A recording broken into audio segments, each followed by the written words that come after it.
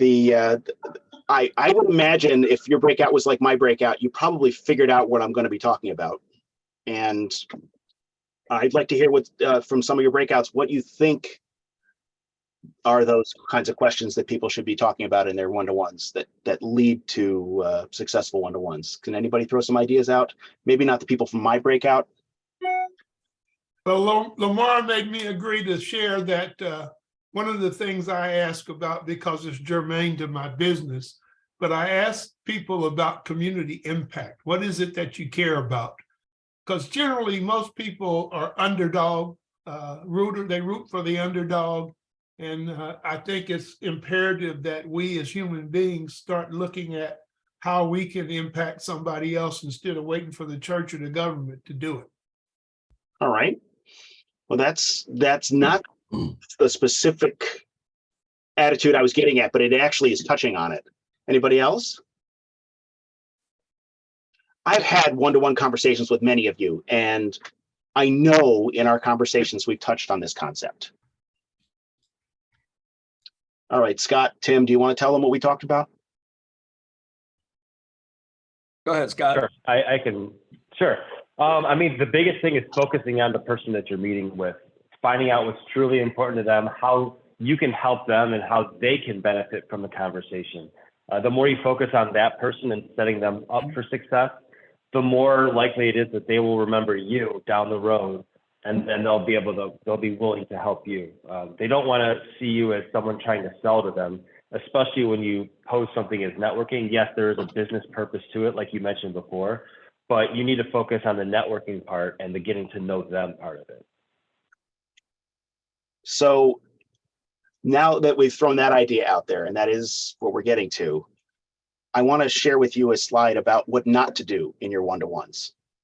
So let me find my connection button here where I can actually share my screen again. So these are absolutely the things you do not want to do in your one-to-ones. And if you find yourself doing them, you're going to be alienating the person you're talking with. If your networking is you talking about your product or service and what you can get from it, and it's all about you, if your networking is asking others repeatedly how they can help you, if your networking is talking and not asking questions, and if your networking consists of complaining, please stop complaining. Nobody wants to be around a complainer. Then it's not networking. In fact, it's just not working. And keep these in mind. However, now we're getting to that actual secret, if you focus on how you can help this other person, you will become more well-known, liked, and trusted. You'll avoid many of those networking mistakes. You'll grow your relationship with your networking partner. You are actually going to discover ways you can help each other. And probably the top thing here is you'll be remembered when they encounter a situation where they can assist you because you were there to help them in your conversation. It's that simple. It's an attitude, not so much the questions themselves, but going in with the attitude of how can I help you? Let me learn about what your needs and wants are so I can make connections that will benefit you, and not worrying about whether you can be benefited by the conversation, but how you can benefit them. That will make this all work. However, you do have to properly prepare for that meeting so you can properly express this attitude. Now, this is where we're going to go to the next breakout, Rodney. The question here is, if you're more likely to have a successful one-to-one, you're more likely to have a successful one if you plan to it. How do you each prepare for your one-to-ones, if you prepare at all? Do you do any particular research? Do you prep any questions? Do you have a list of standard things you like to talk about? Do you go in blind, or do you actually research things? This doesn't have to be long either. Some people are going to have different techniques. I want, when we come back, to hear what some of the people do to prepare for their one-to-ones so we can share some common ideas about how we can properly get these to work. Perfect. I got 9:26. We're going to go for another 6 or 7 minutes, guys, and then I'll see you guys back here shortly.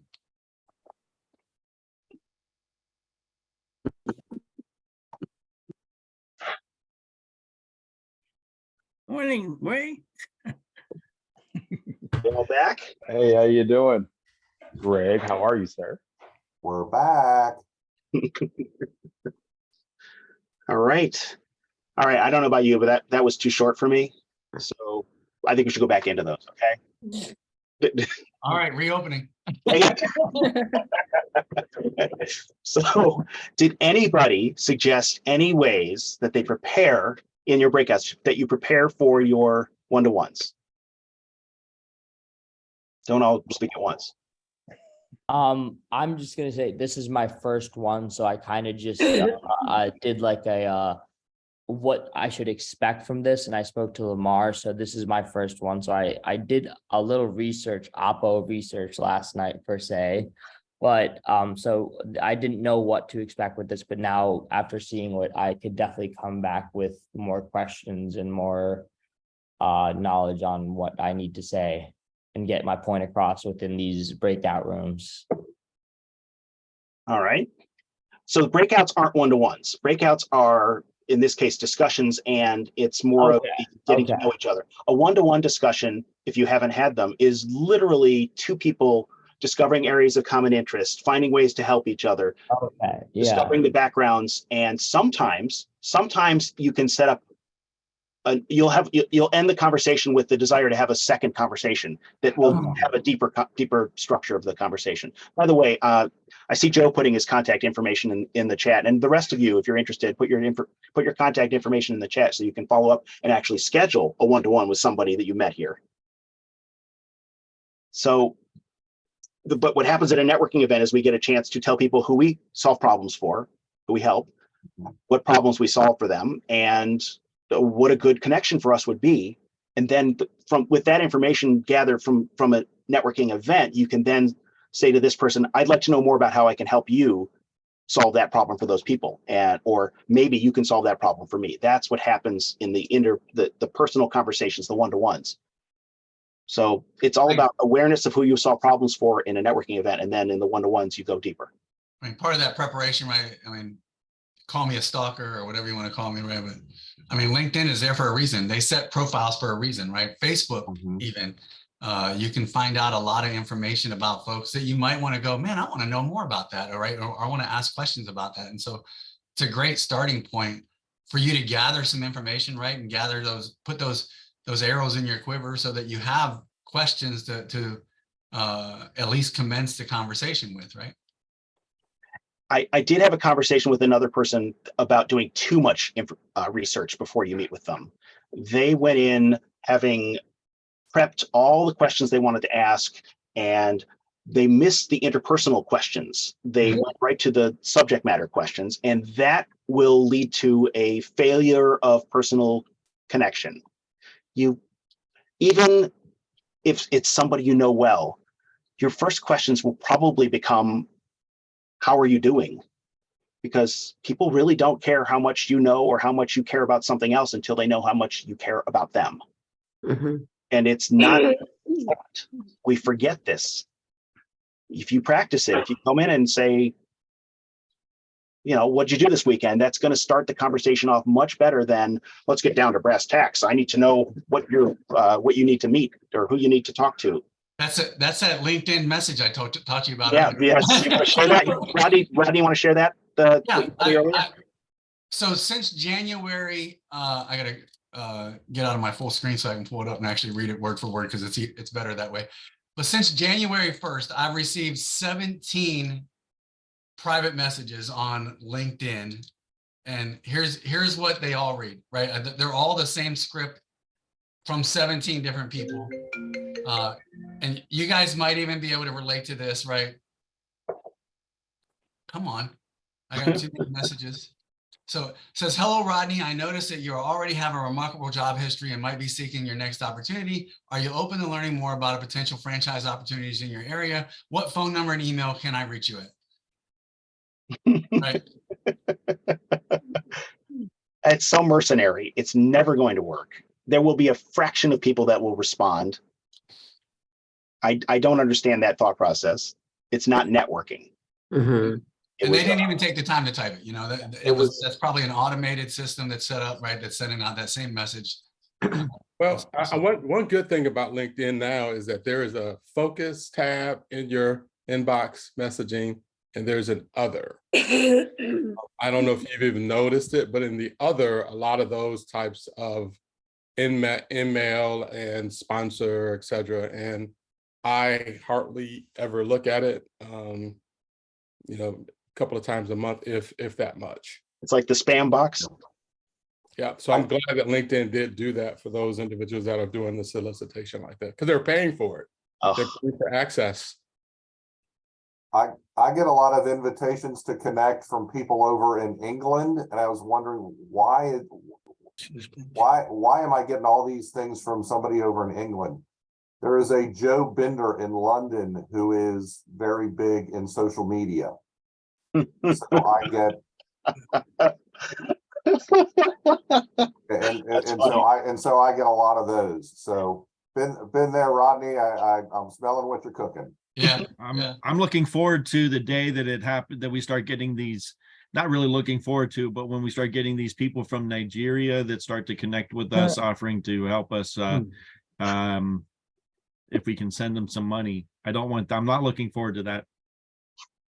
Lamar? I have an Can't unusual forget the, situation. I'm the only Lamar Radcliffe on LinkedIn.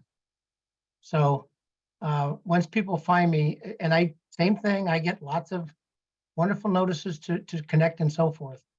But nobody's confusing me, Joe, like they are with you with that gentleman in England. One of the things we talked about in the first group, actually, in the first breakout, you know, and we use this as part of our rapport building kind of when we're meeting with new clients and stuff, but an acronym that we talk about is called FORM: family, occupation, recreation, and motivation. And keeping your questions centered around those things allows the person to talk about themselves, right? Versus you having to go off on a tangent talking about yourself, which is never good, right? But you're using that so you can draw out from them ways you can help them. That's right.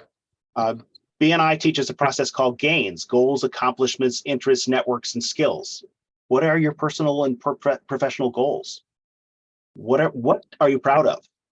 What are you interested in besides, you know, what's written on your Facebook or LinkedIn page? Where else do you network? What are the skills that you've trained for or developed on your own that you can tell me about? These are ways that we will learn to better brag about each other if we share this information. Okay, Dave. Our group came up with, between Diane and Lamar and Jan, the idea of commonality. And the question got raised, would you have a second networking meeting, or would you continue to keep this person in your network if you didn't know, like, and trust them? And there were some interesting answers to yes, but, or yes, because, but for all intents and purposes, without the KLT, there really wasn't a network connection. You asked me in our conversations preparing for this, David, what is a friend? And I said, I believe that people that I know, like, and trust are a type of friend. It's not the same as the friends that I grew up with, but it is a level of friendship. And we would all prefer to be around people we know, like, and trust. How does one become known, liked, and trusted? And it's through the conversations, but it's through specific aspects of the conversations. And I describe it this way. Two kids that don't know each other will sit down at the playground and they're both playing with their trucks because they both have a similar interest. They found a common interest. You like trucks, I like trucks. Let's play with trucks together. Parallel play. With adults, we've unlearned that. And really we need to relearn. All we need to do is find areas of common interest and dwell on them. That will be the foundation of getting to know, like, and trust someone. That will lead to the conversations about how you can help each other. Yeah. And it might be I do have people that I network with that I know, like, and trust, that I have zero common interests. And we joke about the fact that we have no common interests. He likes sports. He likes to golf. He likes all these things that involve outdoors, and I don't do anything outdoors because I turn into a lobster. We joke about the fact I read lots of books. He doesn't read anything, and he'll make a comment in our networking presentations that, oh, and I was referring to this coach. You wouldn't know what that is, Jeff. And I'll say, and I learned this quote from a book, and you wouldn't know what that was, John. We tease each other about how different we are, but we know, like, and trust each other. And when somebody says they need a printer, he's the first guy I refer, because we've developed that relationship. One of the things I think that you're commenting on is something that Sanford was saying in our group, and that's approachability. And that Sanford likes to dance, he's, does poetry, he's out there, he's living his life in that. And since he's such a fun person, people are willing to be able to approach him and start to get to know him and stuff in a different way. Whereas, I generically go to very different groups, and when I start talking to people, we might have some commonality because we attended that event, but it goes deeper after I talk to them. Whereas if you're like Scott was having a specific one-on-one, then he's going to go and really kind of research that person a little bit to try and figure out their common interests. Love that. And at the same time. So I think it's, sometimes it's just, having a smile on your face and being approachable and stuff. And people want to go and talk to you first before you start doing that first initial networking event and stuff, or that first networking question, saying, hi, hello, how are you? When you don't do the elevator speech and scare them away. Lyle Lowndes talks about there are two ways to enter a room. You can be the person that enters the room and you make a show. Here I am. And the other way, the more powerful way to enter the room is to walk in and make the object of your interest realize there they are, that, oh, there you are. And that can be really powerful if you can learn that skill. And there's a really, really, if you can magically use both at the same time, you will be well remembered. And before I go on to the next slide, Sanford, did you have something to add to what she was saying? Yeah. Well, see, life is, energy is health.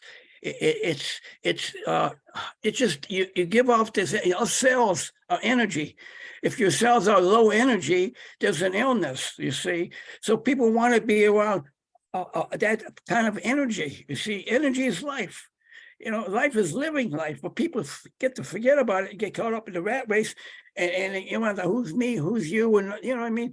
You just be yourself and get out there, enjoy the moment, because special moments are hard to find, and life is so short. And so the thing is, you get out there, you're enjoying the moment, the music, and then people are enjoying it, and they come up to me. They say, I want to be just like you at your age, have your energy. It's just a matter the attitude and being connected with good people, because that lifts everybody up. It just enhances everything. And that's how I look at it. And then I was at the poetry thing as an older guy, and I read some of my poems and that, but he mentioned that you just have this energy. I didn't say anything, Thank you, Sanford. I thought I'd share that with you. Thank you. I have one more slide I'm going to share. So this is my last one. I actually didn't make a slide with my contact information on it even. I just have this last one I'm expecting to lead us on towards David's presentation next week.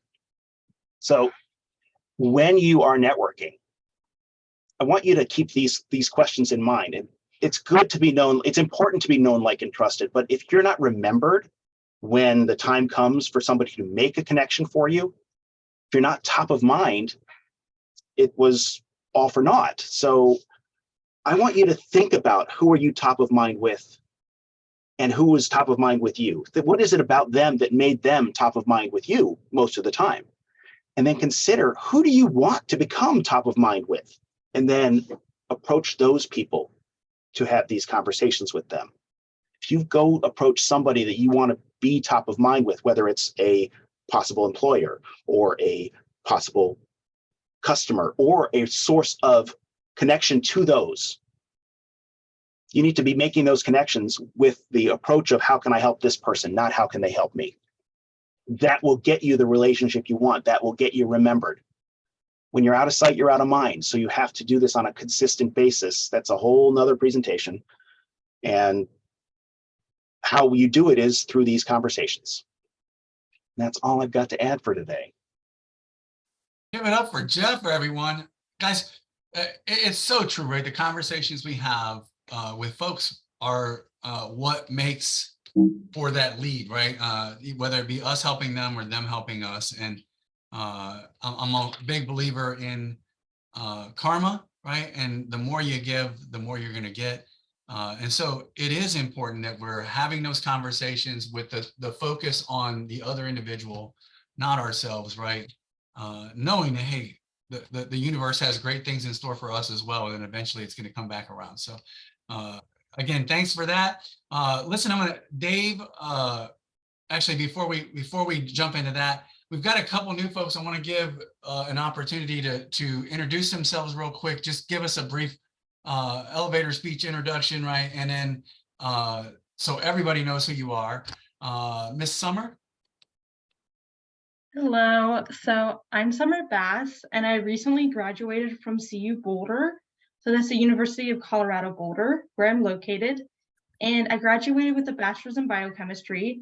I'm looking to work in a research laboratory to further hands-on experience with different lab techniques. And I really would love to like work on a team, but also practice like data analysis from the data we gather. I don't want to just be like doing task after task and not kind of seeing the at least kind of end result of it. So that's what I'm kind of looking for. Good deal. Get connected with Summer, guys. That's the second CU student that we've had, right? Didn't we have another graduate from Colorado? You had her. It was Yeah, right here. well, but I think Reese may have been here. Reese, that's who it was. Reese. Yeah. Brother. Yeah. Oh my gosh, that's awesome. So, and then Karanora? Current Aurora. So I graduated about a year and a half ago, actually. I've been working at Morgan Stanley up until about 2 weeks ago. So I'm freshly graduated per se, but I've had a year and a half per se in the industry. I was laid off in the most recent round of layoffs. So I'm kind of here. Lamar Ratcliffe, he really helped me out and pointed me in this direction. And I can definitely see why, because you can make a lot of connections here. I've already been messaged by people. I was in the financial industry. I have a major in finance, minor in CS, because I originally started off as a computer engineering major, but it just wasn't for me. I like the client aspect. I feel like I'm confident and good at speaking. So I like that part of the financial industry per se. So I'm definitely interested in finance at the moment, but consulting is something that's been brought up to me. I've considered consulting opportunities before. So I'm kind of open to anything, but I am in the market for a job, and I'm a recent graduate about a year and a half ago, but I do have a year and a half of experience, and I do already have some of my licenses. Good deal. Good deal. Well, connect up with Karan Aurora, and if you can help lead him. And I am in the Cleveland area, but I'm open to wherever at this point. You're in Cleveland right now? Yes, I'm in the Perfect. Cleveland area, Shaker Heights. Awesome, man. Awesome. So that's it for our new folks. Dave, give us a sneak preview for next week, please. Well, next week, we're going to take this to not so much finding new people to meet with, but looking at who you already have, deciding whether or not they truly are part of your network, and what you can do to strengthen that. The title is called Results-Driven Networking. Don't chase, be chosen.